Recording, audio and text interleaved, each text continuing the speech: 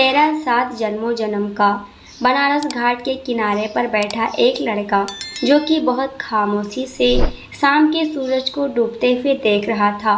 उसकी आंखें देखने से लगता था कि जैसे उसमें बहुत दर्द है, पर उस दर्द के साथ गुस्सा भी था।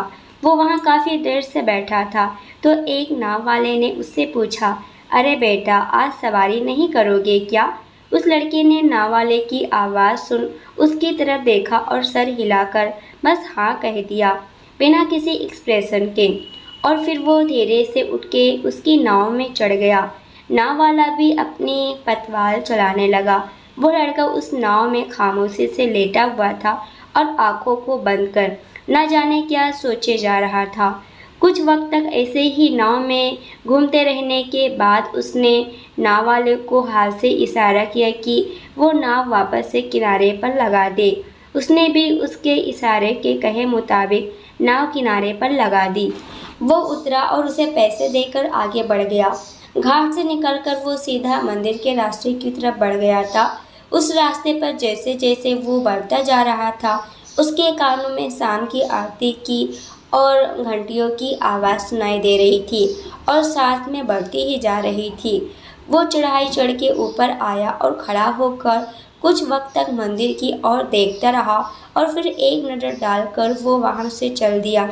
बहुत से लोग इस वक्त दर्शन करने आए हुए थे, पर उसे देख के लग रहा था जैसे भगवान और उसके जन्मों से कोई बहुत बड़ा बैर है।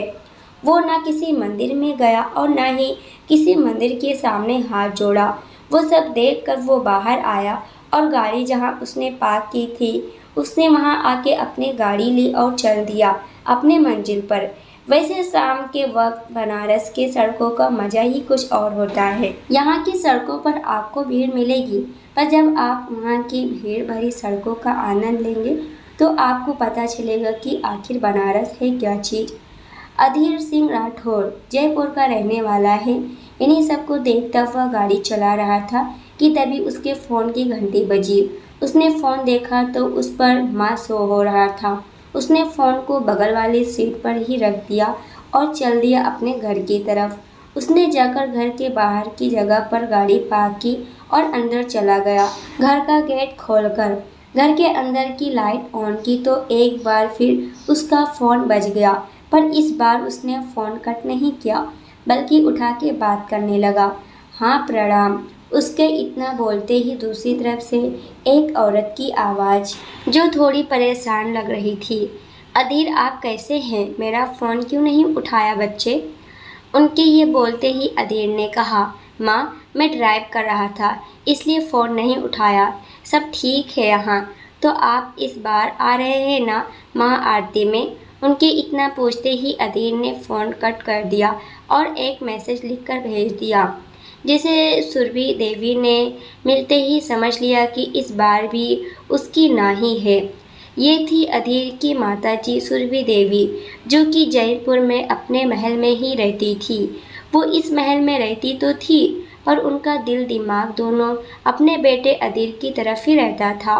फ़ोन कट करने के बाद अधीर ने अपने रूम में जाकर चेंज किया और बाहर आकर अपने लिए कॉफ़ी तैयार करने लगा।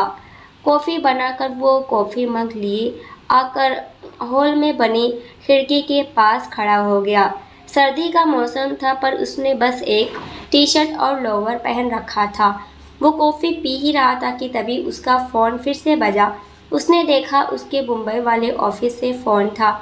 अधीर सिंह ठाकुर एक बहुत बड़ा बिजनेसमैन भी था, पर वो अपना काम यहाँ बनारस और इलाहाबाद से ही करता था, पर अपने ऑफिस की हर खबर को वो अपने पास रखता था, जो उसे एक सक्सेसफुल बिजनेसमैन बनाता था। उसने फ़ोन उठा के बात की तो उधर से कुछ सुन उसने बस इतना कहा, मैं कल दोपहर तक वहाँ रहूँगा, आप मीटिंग फिक्स करें। और ये बोल उसने फ़ोन रख दिया। अधीर के फ़ोन पर उसके मुंबई वाले ऑफिस से कॉल आया था। उसने सारी बात सुनकर वहाँ आने के लिए बोल दिया था। उसने ये बोलकर फ़ोन रखा और कॉफ़ी पीते हुए सोचने लगा, वो इस घर में अकेला ही रहता था और इतना बड़ा बिजनेसमैन होकर भी वो अकेला था। ना कोई दोस्त, ना कोई प्यार करने वाला, माँ थी उससे भी वो दूर ही रहता था। उसकी ज़िंदगी में वीरानी के रंग के अलावा कोई रंग नहीं था और उसने इस रंग को खुद चुना था। अधीर ने कॉफ़ी ख़त्म कर अपने कमरे में चला गया। उसने अपनी पैकिंग की और आकर कल की मीटिंग के लिए सब देखने लगा। कुछ देर बाद उठा और खाना बनाकर सो गया क्योंकि कल सुबह उसे जल्दी निकलना था एक सफ़र पर। लेकिन उसे ये नहीं पता था कि उसका ये सफ़र उसे एक नई मंजिल से मिलने वाला था। सुबह का वक्त, अदीर का घर। इस वक्त सुबह के 4 बज रहे थे। अंधेरा था। अदीर जब रेडी होकर बाहर आया तो घर के सामने 5 गाड़ियां खड़ी थी और सबके सामने बॉडीगार्ड्स थे। उसे इस वक्त देखकर लगता था कि वो सच में ठाकुर एक बहुत बड़ा बिजनेसमैन है। उसकी इस पर्सनालिटी को इस वक्त कोई देखता तो सच में शॉक्ड हो जाता, क्योंकि जो अधीर घाट के किनारे पर बैठा था, जो अधीर इस सिंपल से घर में रहता था और जो इस वक्त खड़ा था, वो तीनों ही शख्स जैसे एक इंसान होने के बावजूद भी अलग थे। वो बाहर निकला तो उसका मैनेजर वीर जल्दी से आकर उसका लैपटॉप वाला बैग संभाल के उसके हाथ से ले लेता है और एक आदमी को इशारा कर गेट को लॉक करने को कहता है। एक आदमी गेट लॉक करता है और अधीर आकर बीच वाली कार में बैठ जाता है। उसके बैठते ही वीर और बाकी सब भी अंदर आकर बैठ गए। गाड़ी एक लाइन से आगे बढ़ गई। अधीर एकदम खामोश बैठा था। उसकी गाड़ी आकर एयरपोर्ट रोकती है।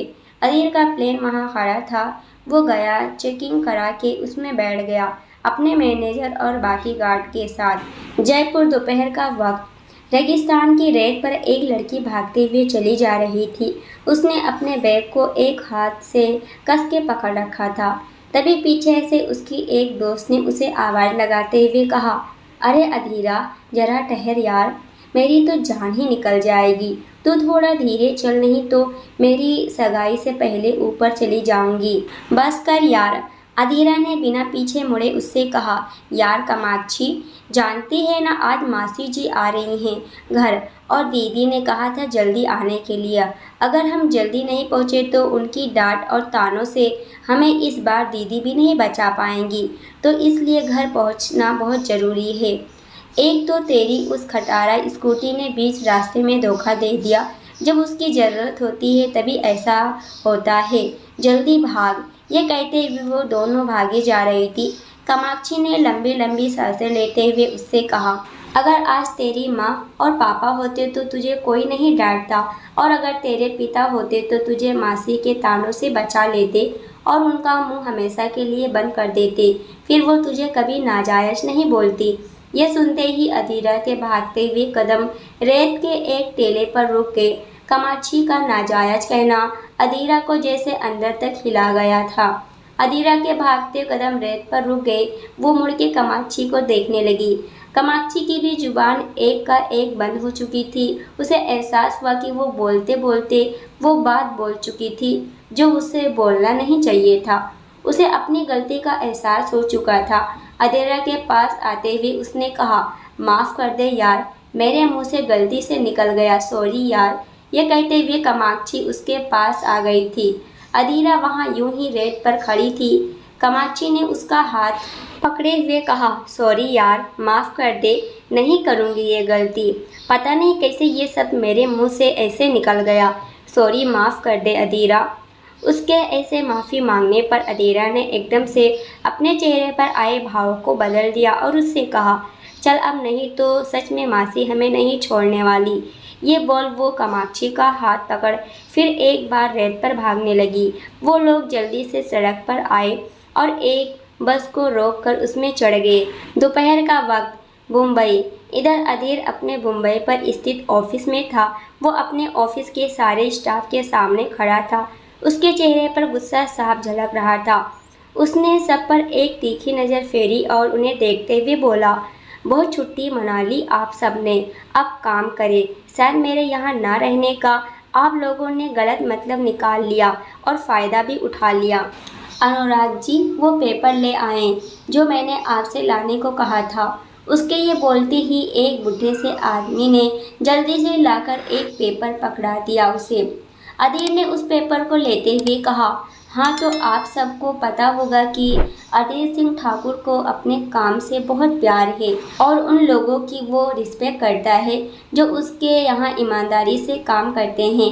तो इन पेपर पर जितने लोग हैं वो बस मेरी केबिन में आकर ये बताए कि मैं उन सबको फायर क्यों ना करूं और उन्होंने 6 महीने से क्या किया है इस कंपनी के लिए, और जो ना बता पाया उसे मैं इज्जत के साथ यहाँ से अभी और आज इसी वक्त विदा कर दूंगा। मैं यहाँ नहीं हूँ इसका गलत ही मतलब आप सबने निकाल लिया शायद, पर मैं आपको बता दूँ कि मैं चाहे दुनिया के किसी भी जगह पर हूँ, लेकिन मुझे मेरे से जुड़ी हर चीज़ के बारे में पता होता है।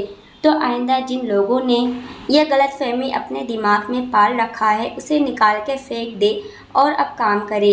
ये कहकर वो जाने लगा और कुछ दूरी पर जाकर वो फिर रुका और सबकी तरफ देखकर बोला, जितने दिन मैं यहाँ नहीं था सबने बहुत मज़े किए, तो अब आप सब पूरे महीने बिना किसी छुट्टी के काम करेंगे। भूल जाओ कोई संडे आता है या कोई फेस्टिवल, तो शुरू करो काम। इतना कहकर वो चला गया। सारे स्टाफ का मुंह ये सुनकर उतर गया था और सब डरे हुए थे, साथ में परेशान भी थे। अधीर आकर अपने केबिन में बैठ गया और रात तक अपने काम में व्यस्त रहा। रात को उसके मैनेजर वीर ने आकर उससे कहा, सर चले, एक मीटिंग में जाना है। उसके ये कहने पर अधीर को मीटिंग का याद आया और उसने लैपटॉप बंद करते हुए कहा, हाँ चलो। दोनों वहाँ से निकल के सीधे लिफ्ट से नीचे आए। गाड़ी में बैठते ही अधीर का फ़ोन बज उठा। वीर आगे बैठा था। उसने ड्राइवर से चलने को कहा। अधीर ने अपना फ़ोन उठा के देखा तो सुरभि जी का फ़ोन था। उसने फ़ोन उठाते हुए कहा, जी माँ बोले, क्या बात है? उधर से सुरभि जी की आवाज़ थी, बेटा हमने सुना है आप मुंबई गए हैं। जी, एक काम के सिलसिले में आना पड़ा। आप बताएं आपकी तबीयत कैसी है? हम ठीक है। आप इतनी दूर आ गए हैं तो थोड़ा और बढ़ के यहाँ भी आ जाना, एक बार आपसे मिल लेंगे। 2 साल हो गया है बेटा आपसे मिले। आप पहले साल में एक बार मिल जाया करते थे, पर अब तो 2 साल से आए ही नहीं। एक बार आ जाओ बेटा। माँ मेरे पास जब वक्त होगा मैं आ जाऊँगा, आप परेशान ना हो। वैसे भी कल मैं वापस चला जाऊँगा। एक बार आ जाओ, मिल जाओ, बस कुछ वक्त के लिए ही आ जाओ। सुरभि जी ने इतना ही कहा था कि तभी अधीर को एक आवाज़ सुनाई दी, अरे आंटी जी चलिए खाना खा ले। ये आवाज़ सुन अधीर को थोड़ा अजीब लगा। उसने अपनी माँ से पूछा, माँ ये किसकी आवाज़ है? कौन है ये? सुरभि जी ने उससे कहा, अरे ये तेरी श्वेता भाभी की बहन है, 2 साल से यहीं रहती है, सबका ध्यान रखती है, बड़ी प्यारी बच्ची है। अच्छा ठीक है, मैं बाद में बात करता हूँ। यह कहकर अधीर ने कॉल कट करके फ़ोन पॉकेट में रख लिया। इधर सुरभि जी के कमरे में वो लड़की प्लेट लेकर खड़ी थी। सुरभि जी ने उसे देखते हुए कहा, अरे अधीरा बेटा आओ। अधीरा उनके सामने प्लेट रखते हुए बोली, चलिए खाना खा ले आप, फिर मैं आपके पैरों की मालिश कर दूंगी और तब आप सो जाना। उसके ये कहने पर सुरभि जी खाना खाने लगी।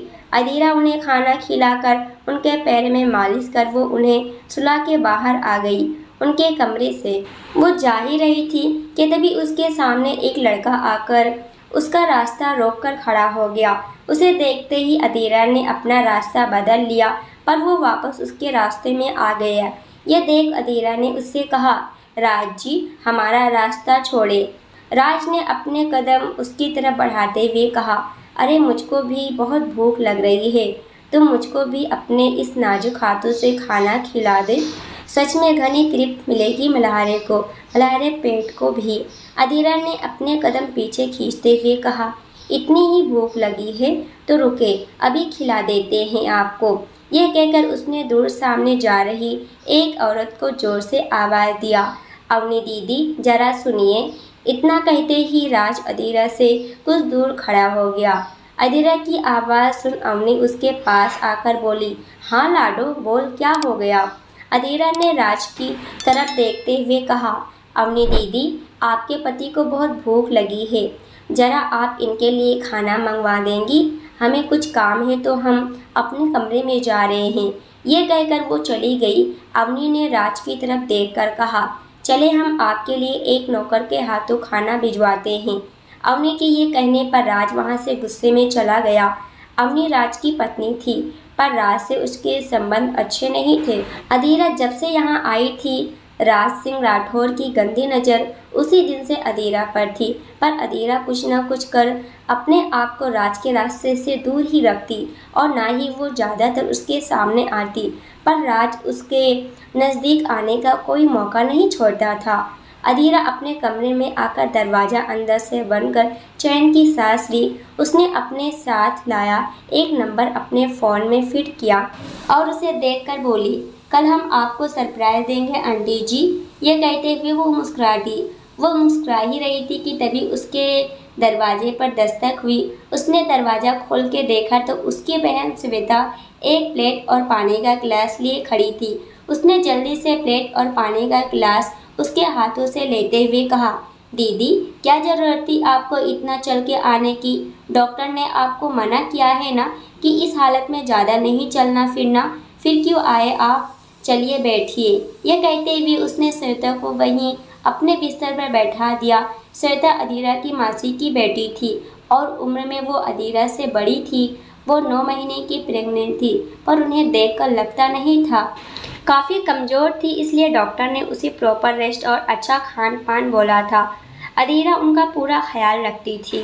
श्वेता भी अधीरा से बहुत प्यार करती थी। बचपन से अभी तक श्वेता में ही उसे माँ का प्यार नज़र आया था। उसे ही माँ का प्यार भी मिला था। मासी के व्यवहार के कारण श्वेता अधीरा को अपने पास ले आई थी। यहीं की कॉलेज में उसने उसका एडमिशन करा दिया था। अधीरा पढ़ाई के साथ काम भी करती थी, एक छोटे से स्कूल में पढ़ाने का। श्वेता ने बिस्तर पर बैठते हुए उससे कहा, क्या करें, पूरे दिन तुम और ये हम पर चीलों और गिद्धों की तरह नज़र गड़ाए बैठते हो, तो क्या करूं? अब कहीं जाने नहीं आना नहीं तो इंसान तो बेचारा बोर ही हो जाएगा। अधीरा ने उनके पैरों को बिस्तर पर संभाल के रखते हुए कहा, अच्छा तो बोर हो रही थी, आप जीजा जी कहाँ हैं? वो अपनी ड्यूटी क्यों नहीं निभा रहे? उसके इतना बोलते ही पीछे से श्वेता के पति अमर जी ने कहा, अरे साली साहिबा जी, हमारा बस चले तो। दोस्तों आज के लिए इतना, इसके आगे क्या होगा ये हम देखने वाले हैं अगले वीडियो में। जब तक ये देखिए वीडियो पसंद आए तो वीडियो को लाइक और कमेंट ज़रूर कीजिएगा, और अगर आप हमारे चैनल पर नए हैं तो चैनल को भी सब्सक्राइब कर हमें सपोर्ट ज़रूर करना। पूरी वीडियो देखने के लिए आप सभी का बहुत बहुत धन्यवाद।